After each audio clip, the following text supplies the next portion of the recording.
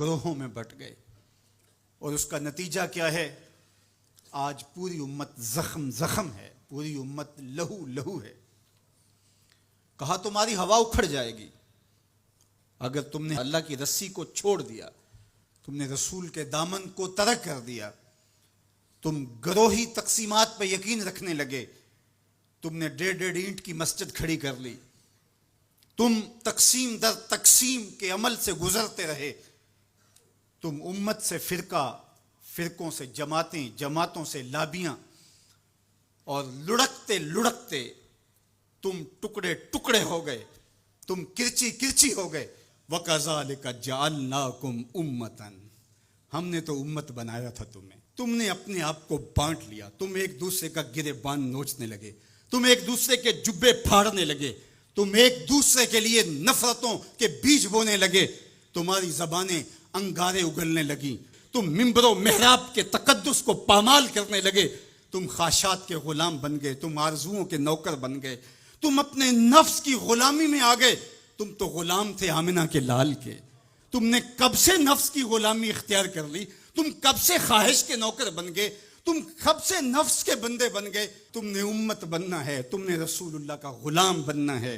تمہارا لب و لہجہ بتائے ہم حضور کی امتی ہیں، تمہارا طرز زندگی بتائے تم حضور کی امتی ہو۔ تم ترازو پہ کچھ تول رہے ہو تو لوگ دوسری طرف بھی منہ کر کے کھڑے ہو جائیں، یہ غلط نہیں تول سکتا، یہ امت رسول ہے۔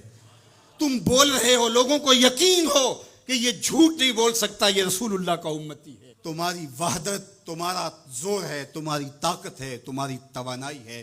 تو فرمایا وَكَذَلِكَ جَعَلْنَاكُمْ أُمَّةً، ہم نے تو امت بنایا تھا تمہیں۔ آج حضور کے قلب اطہر پہ کیا گزرتی ہوگی جب شام کی بچیوں کے منہ پہ تماچے مارے جاتے ہیں، جب بغداد میں حضور کی امت خانمہ برباد نظر آتی ہے، جب برما میں آری لے کر کے اعضاء کاٹ دیے جاتے ہیں، دشت لیلہ سے لے کے کندھار تک، غزہ سے لے کے کشمیر تک لاشیں ہی لاشیں بکھری ہوئی نظر آتی ہیں، بستی بستی کریا کریا، صحرا صحرا خون، امت والے امت کا ہے کتنا سستا خون۔ شام، قدس، کشمیر اور برما، کس کس کا احوال کہوں، ہر سو زخمی، ہر سو لاشیں، ہر سو بہتا خون، امت والے امت کا ہے کتنا سستا خون۔ آج امت لہو لہو ہے،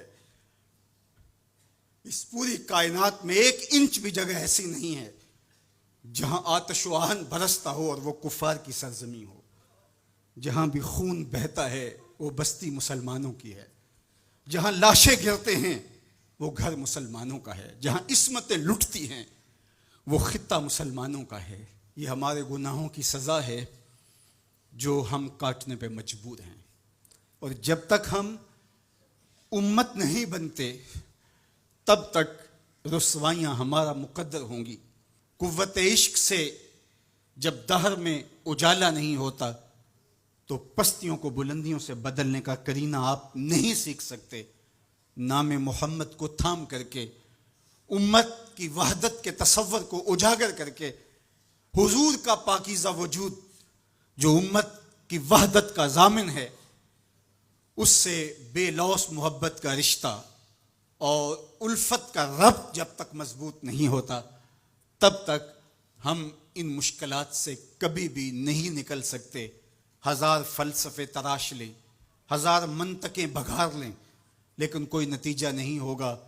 تمہیں نتیجہ تب ہی ملے گا جب حضور کے قلب اطہر کو آرام پہنچاؤ گے، جب امت بن جاؤ گے، جب حضور علیہ السلام سے وابستگی اپنا شعار زندگی بنا لو گے، تو پھر دہر میں اجالا اور روشنی حضور علیہ السلام کے نام کے صدقے سے نصیب ہوگی، اور تقدیر کا قاضی تمہاری سزائیں معاف کر دے گا، اور پھر نتیجہ تمہارے سامنے اس صورت میں نمودار ہوگا کہ تم بحر و بر کے مالک ٹھہرو گے، اور کائنات کے اندر حضور کے ساتھ وفا کے رشتے کے نتیجے کے اندر لوح بھی تمہارے ہاتھ میں ہوگا، قلم بھی تمہارا ہی مقدر ہوگا۔ لیکن شرط یہ ہے کہ تم صحیح معنی کے اندر امت بن جاؤ. وَأَنْتُمُ الْأَعْلَوْنَ إِن كُنتُم مُؤْمِنِينَ. یہ میرے رب کا وعدہ ہے اور میرے رب کے وعدے سچے ہوتے ہیں. کہا تم